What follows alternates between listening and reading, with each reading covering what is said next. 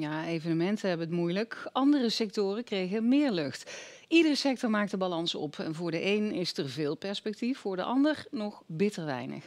Want wat te doen als je inclusief je personeel maar 30 mensen in een theater mag ontvangen? Een maatregel die vanaf 1 juni ingaat. Ja, dan blijft er wel geteld één gevulde rij over in een zaal van 750 mensen. Dus nee, dat is niet te doen. Tenminste, zeker niet voor onze reguliere voorstellingen. Je moet voorstellen, normaal gesproken rekenen we op een bezetting ongeveer van de 70%. Om financieel dekkend te kunnen exporteren. Dus dan kan iedereen zich er iets bij voorstellen. Ja, als je 30 mensen in een zaal, en dat zijn dan niet eens bezoekers, maar dat is inclusief bespeler en technici. Ja, als je dan iets moet doen, dat nauwelijks mogelijk is. Zeker in deze zaal, als je technici, de gezelschappen, ja, dan is dat in heel veel gevallen zijn dat al meer dan 30 mensen inderdaad. En zegt u dan van we gaan open per 1 juni of we wachten tot 1 juli, dan mogen we er tenminste 100 binnenlaten? Wat dat betreft, wij zijn natuurlijk een theater met meerdere exploitaties. We hebben ook 2 restaurants, we hebben het terras, we hebben de samenwerking met een hotel. Dus wat dat betreft, die versoepeling betekent in dat opzicht een verruiming van onze exploitatiemogelijkheden. En daar zoeken wij in ieder geval datgene wat kan, zullen wij maximaal gaan benutten met de activiteiten die we gaan doen. Ook de bioscopen kunnen over enkele weken weer open. In juni met maximaal 30 mensen. Een maand later ligt die grens bij 100 personen. Nou ja, we zijn er heel blij mee dat de maatregelen versoepeld zijn. Dat biedt ons nu weer een perspectief naar de toekomst. Ondernemen is vooruitdenken en plannen maken en dergelijke. Dus we kunnen weer aan de slag. We zijn er heel blij mee.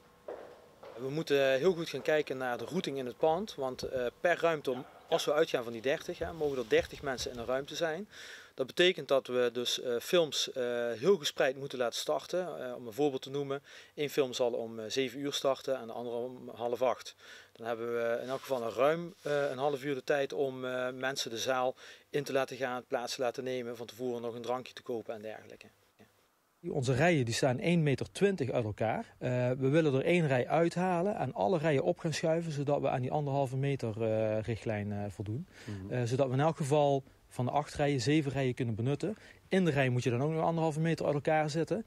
Maar we hebben dan berekend, als we dat op die manier gaan doen en we houden die 1,5 meter aan, hebben we een maximale zaalcapaciteit van 70 personen per zaal. In elk geval in de 2 grote zalen.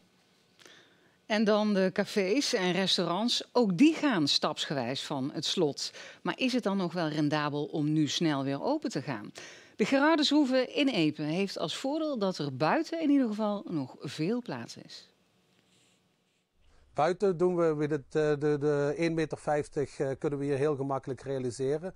We hebben hier aan de zijkant nog een terras leeg liggen. Dus de tafels kunnen we verschuiven naar die andere kant op. Wat betekent dat we in totaliteit toch met een 65% kunnen draaien. Maar geen 100%? Nee, absoluut niet. Nee, dat gaat niet. Nee. Maar dan nog afwachten of het dan überhaupt fatsoenlijk weer is. Want als de mensen buiten zitten en het begint te regenen, dan moeten ze normaal naar binnen dan. In principe zouden ze dan naar binnen moeten. Dat is ook de grote hamvraag. Hoe gaan we daarmee om? Dus ik heb aanstaande maandag heb ik mijn complete bedieningsteam bij elkaar geroepen. Om te kijken hoe moeten we dat gaan aanpakken.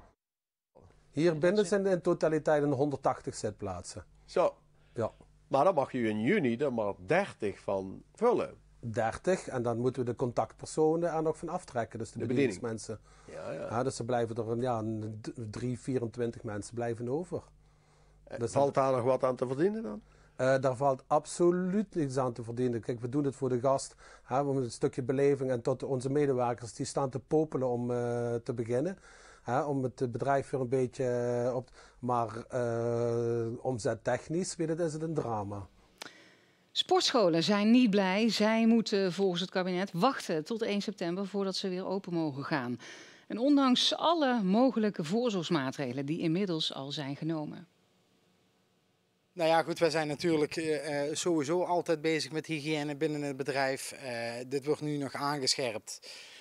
Maar je moet dan gewoon denken aan de temperaturen van de deelnemers die binnenkomen, het reserveren, de 1,5 meter afstand die we moeten hanteren, het desinfecteren van de toestellen direct voor en na gebruik. Ja, je kunt het eigenlijk zo gek niet bedenken. Alles is getackeld, de routing in het pand, noem het maar op. En ja, vreemd dat wij niet nu bij de groep horen die inderdaad open mogen. Ja, ik zie ook dat jullie dus sommige sporttoestellen hebben afgeplakt. Ja, wij moeten natuurlijk ook klaar zijn voor het moment dat we wel open kunnen. En we hebben daar al heel veel dingen voor gedaan natuurlijk. En het afplakken van toestellen, dat is er één, om de 1,5 meter te kunnen waarborgen. De zalen die gaan we ook anders inrichten, dat ze daar dadelijk per 10 vierkante meter met 1 persoon staan te sporten. Er komen werkspots op de vloer, dat een deelnemer ook precies weet waar dat hij moet gaan staan. Dus ja, nogmaals, we zijn er helemaal klaar voor. Ja. Hoe langer dat het duurt, hoe problematischer het voor velen wordt. En nogmaals, wij zijn er klaar voor. We kunnen beginnen. En ja, hoe sneller, hoe beter. Ja.